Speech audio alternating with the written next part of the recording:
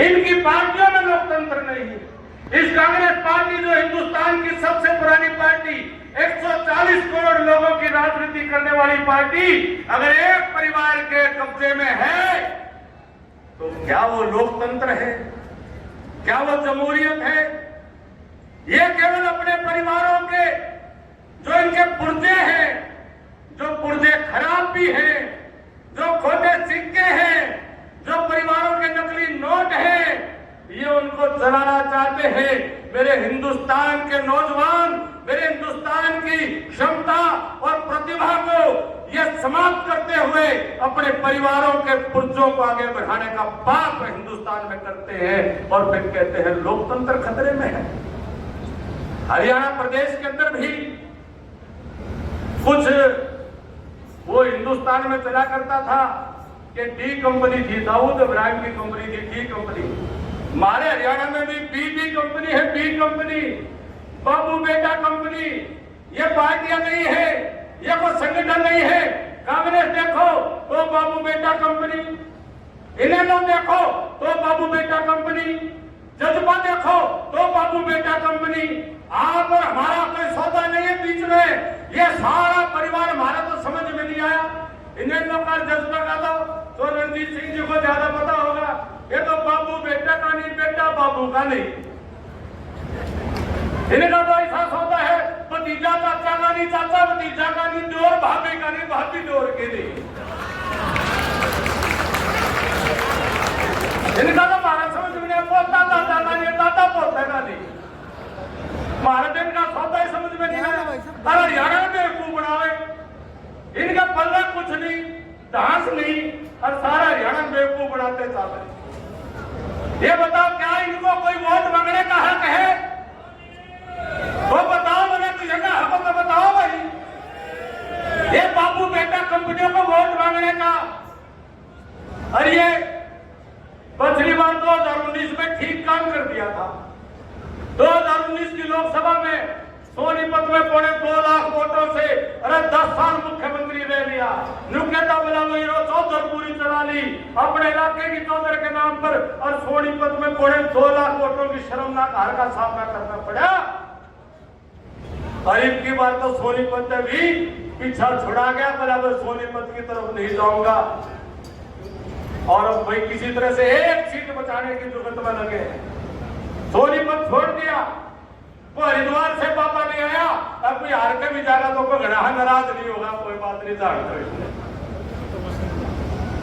सोनीपत छोड़ करके रोहतक की लड़ाई, और रोहतक वाला नुके सिरसा में बोला भाई कांग्रेस वाला जो भी उसका ग्रुप है, ग्रुप तो क्या है, गिरोह है, ये गैंग है, उनका जो बीबी कंपनी का जो गैंग है वो सिरसा में जो है बहन जी के खिलाफ लग रहा है। इनका कोई आपस में सिस्टम ही नहीं है। ये आपस में लड़ाई लड़ने वाले लोग, ये बताओ मेरे हरियाणा का क्या भला करेंगे? मेरे हरियाणा के किसान का, मेरे हरियाणा की मातृशक्ति का, मेरे हरियाणा के नौजवानों के भविष्य का निर्माण कैसे करेंगे? मेरे हरियाणा के गरीब को, दलित को, पिछड़े को, शोषित को, वंचित को, उनके कल्याण का काम ये कैसे करेंगे? ये तो अपने कल्याण करने में लगे हुए। इनके तो हाथा में खुजली हो रही है, बजाय कुकरे कुकर बात बन जा। ये तो चक्कर में बैठे हैं कि भाई कुकरे कुकर मौका लग जाए, हरियाणा को लूटने का काम करें। 2019 का जो चुनाव का परिणाम था, बाबू बेटा समेत और जितने दूसरी पार्टी वाले थे, इन सबका बोरिया बिस्तर बंद कर दिया था। साथियों, इस बार भी हरियाणा प्रदेश की 10 कमल के फूल खड़ा करके, फिर मोदी जी की झोली में डाल करके, और फिर चंडीगढ़ के अंदर नायब सिंह सैनी जी को दोनों हाथ उठा करके आप भरोसा दिला दो कि भाई दिल्ली की तो काम करे दिया, और चंडीगढ़ तक की तैयारी है, कोई कमी नहीं रखेंगे किसी को। चंडीगढ़ की तैयारी पिछली बार भी खूब थी। हमारा नानौद के साथियों ने पूरा जोर लगा रखा था, लेकिन हमारा 2019 की लोकसभा के बाद विधानसभा के चुनाव में हमारा इस आसपास के इलाके में थोड़ा सा एक चक्कर सी घूम गया। थोड़ा सा लोग आगे जसू तुम से थोड़ा बहुत घूम गया, और फिर हमारा मकानिया घड़े आगे थोड़ा उनका जो है वो क्या हमारा दादा बोला सौदा के में नहीं था, अरे सौदा तो कहने नहीं था, लेकिन अब खोपर आया, खोपर के और कहने के मैं बराती कराती आगे और हमारे नानों में तो 24 ही घुमा के चले गए। घुमाई थी नहीं घुमाई थी, घुमाई थी नहीं घुमाई थी, ये बात आप भी घुमाइए। और पुरसा गाड़ा आया करते बोले हम तुम एक कमरे में बंद हो जाए, चाबी खो जा और चाबी घुमानिया भी और सारे वोट लेंगे भी और कमरा हो लिया बंद, अरे चाबी गई मुंह में, अरे नायक सिंह जी के नेतृत्व में जोर लगाने वाला भारतीय जनता पार्टी जिंदाबाद। साथियों, अब सब मिलकर के ये हरियाणा प्रदेश का आज तक का इतिहास करने के लिए संसद में खड़े होंगे।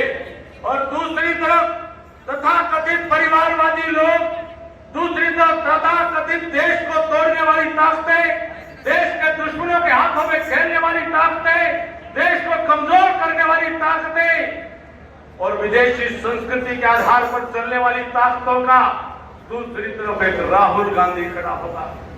मुझे बताओ मेरे साथियों, मेरे हिसार लोकसभा का जब संसद में नंबर आए और हाथ खड़ा करवाया जाए तो मेरा हिसार लोकसभा का हाथ क्या देश के विरुद्ध खड़ा होगा या देश के पक्ष में मोदी जी के साथ खड़ा होगा? साथियों, मेरे हिसार लोकसभा का हाथ वह मोदी जी के साथ खड़ा हुआ दिखाई देना चाहिए। मैं आप सभी से निवेदन करता हूं कि देश में आज दो विचारधाराओं की लड़ाई, कांग्रेस के लोग, विपक्ष के लोग आप लोगों को भरमाने की कोशिश कर रहे हैं। वो कहते हैं कि संविधान बचाना है, लोकतंत्र को बचाना है। हम उनसे पूछना चाहते हैं कि आजादी के बाद 70 साल में से 60 साल के करीब आपने कांग्रेस पार्टी ने राज किया, संविधान में सबसे ज्यादा परिवर्तन करने का काम किया, तो कांग्रेस पार्टी ने 100 बार से ज्यादा देश के संविधान में जो बाबा साहब अम्बेडकर ने बनाया था उसमें परिवर्तन करने का काम किया। और परिवर्तन किस बात के लिए किया? उन्होंने परिवर्तन किया कि जब शाहबानो के केस में सर्वोच्च न्यायालय ने निर्णय दे दिया तो सर्वोच्च न्यायालय के निर्णय को बदल करके माता और बहनों के अधिकारों को छीनने का, संविधान में बदलाव करने का काम तत्कालीन प्रधानमंत्री राजीव गांधी ने किया था। संविधान का दुरुपयोग कांग्रेस पार्टी ने किया। इस देश में आजादी के बाद आज तक संविधान का दुरुपयोग करते हुए 90 बार हिंदुस्तान की चुनी हुई राज्य की विधानसभाओं की सरकारों को 90 बार, 10, 20, 30 बार नहीं, 90 बार संविधान का दुरुपयोग करते हुए कांग्रेस पार्टी ने बर्खास्त करने का काम किया। वो ताकत बीजेपी के पास भी आई, वो ताकत मोदी जी के पास भी आई। उस बीजेपी की सरकार चाहे वाजपेयी जी की रही, चाहे मोदी जी की रही, पूरा बहुमत होने के बाद भी जहां कांग्रेस ने 90 सरकारों को बर्खास्त किया था, मोदी जी ने और बीजेपी ने एक भी चुनी हुई सरकार को बर्खास्त करने का काम नहीं किया। बताओ, संविधान की लाज किसने रखी? मोदी जी ने रखी कि कांग्रेस पार्टी ने रखी? ये कांग्रेस पार्टी संविधान की रक्षा करने की बात करती है, लोकतंत्र की रक्षा करने की बात करती है। इस देश के इतिहास में काला अध्याय 1975 के जून के महीने में कांग्रेस पार्टी की तत्कालीन प्रधानमंत्री स्वर्गीय श्रीमती इंदिरा गांधी जी ने सारे इंसानी हकूकों को समाप्त करते हुए इमरजेंसी लगाने का काम किया, आपातकाल लगाने का काम किया। जम्मू कश्मीर से लेकर के कन्याकुमारी तक भारत के समूचे विपक्ष को बिना कारण नजरबंद करके जेलों में ठूसने का काम किया। कई लाख लोगों को 19 महीने की जेल देने का काम बिना कारण के कांग्रेस पार्टी ने किया था। तब लोकतंत्र की दुहाई नहीं दी। देश के अखबारों को खबर छापने से रोक दिया गया। रात को अखबारों के संपादकों को, पत्रकारों को उठा करके जेल में डाल दिया जाता था। छपी हुई खबरों पर काली स्याही लगा करके और अखबार घरों में आया करते थे। तब देश के लोकतंत्र की परवाह कांग्रेस पार्टी पर नहीं हुई।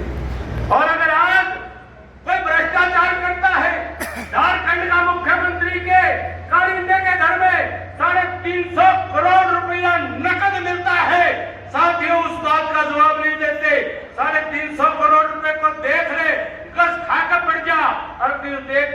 बर्दाश्त कर जा, उसकी गंध से वो मर जा। 350 करोड़ रुपए कहां से आए, कहां से लूट करके लाए, कहां से लोगों का हक मार करके लाए, उस बात का जवाब नहीं देते। जब सरकार कार्रवाई करती है, जांच एजेंसियां कार्रवाई करती है, तो कहते हैं लोकतंत्र खतरे में है, लोकतंत्र खतरे में। साथ ही हैरानी की बात है, बंगाल के अंदर ममता के एक मंत्री के घर में 3 दिन तक सब फाड़ फाड़ के नोटों की बारिश हो रही थी। जो कुछ लोग तो चेकिंग कर रहे थे, नोटों के बोझ में गिर करके कुछ तो चोट लगी, उनको बेहोश हो गए। उनकी बारिशें छतें टूट टूट करके नोटों की बारिश, 334 करोड़ रुपया उनके शिक्षा मंत्री के वहां मिला। ममता दीदी उसका तो जवाब देती नहीं, कहती है लोकतंत्र खतरे में है, लोकतंत्र खतरे में। संदेश खाली में बंगाल में बहनों की अस्मत को, इज्जत को लूटने का सरेआम एक गुंडा करता रहा। सैकड़ों महिलाएं सड़कों के ऊपर अपनी इज्जत की दुहाई दे करके अपनी सुरक्षा की मांग करती हुई दिखाई दी, लेकिन तब ममता दीदी को लोकतंत्र और संविधान ध्यान में नहीं आया। ये सारे के सारे जो विपक्षी लोग हैं, ये केवल मोदी जी का खिलाफत करना चाहते हैं, देश की खिलाफत करना चाहते हैं, देश की तरक्की को रोकना चाहते हैं। अगर इनका लोकतंत्र में अगर कोई विश्वास होता, अगर इनका लोकशाही में कोई भरोसा होता, अगर इनकी जनतंत्र में कोई श्रद्धा होती, तो इस देश के अंदर परिवारवाद है। ये मई का महीना है, जून में परिणाम आ जाएगा और जून में मोदी जी शपथ लेंगे, 400 पार के बहुमत के साथ शपथ लेंगे। और हरियाणा का इतिहास है, आज तक कभी हरियाणा के इतिहास में नहीं हुआ, जिसकी सरकार दिल्ली में है उसे की सरकार चंडीगढ़ में बैठा करती है।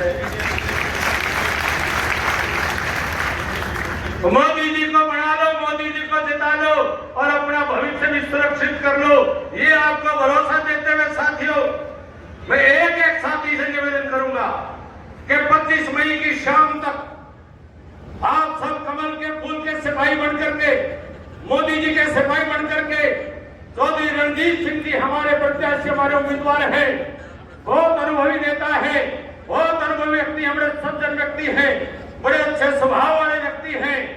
चौधरी रणजीत सिंह जी को आप अधिक से अधिक वोटों से जिताने का काम करें और तुलना करके देख लेना।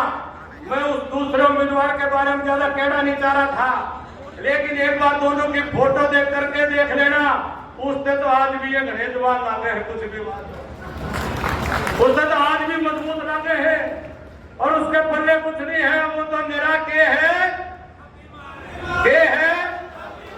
मेरे मुंह से ना कहो के है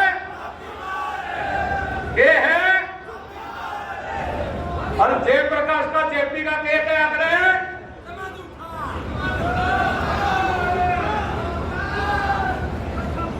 मन में बोलने की जरूरत तो नहीं है। अब फिर बकाई माओगे, अब फिर वो सुए लाओगे, फिर सुए के चक्कर में पड़ोगे। 25 मई तक अपने आप को जगा कर रख लेना, 25 मई तक खुली आंखों से अपनी लड़ाई को लड़ लेना। 4 जून को परिणाम आएगा, ये वापिस ओढ़े जाओगा। गलत आया है, गलत आया है। भाई साहब लोकसभा के कामों की लिस्ट देखो, दामा का नाम तो कोई सा काम का हो तो मैं देख लिया, बकांदन हो गया कई साल से। रमेश जी मेरा कौन सा काम का है, तो कौन दिया भाई, सारी बात समझ लो, सारे समझदार आदमी हो। बस नायब सिंह सैनी जी हमारा सौभाग्य है, हमने इनको 25 सालों से संगठन में काम करते हुए देखे। बहुत ही ईमानदार, बहुत सच्चे आदमी और बहुत धोखा देनी आदमी नहीं है, साथ देनी आदमी और गरीब के हमदर्द आदमी है, सामाजिक आदमी है। इनके मन में पेट पाप नहीं है। आप सभी आप इनको साथ दो, इनकी मदद करो। और मैं आपके बीच में कह रहा हूं, अगर आप इस बात का समर्थन करते हो तो हम कहते हैं भाई एड़ी चोटी का जोर लगाकर आपका साथ देंगे।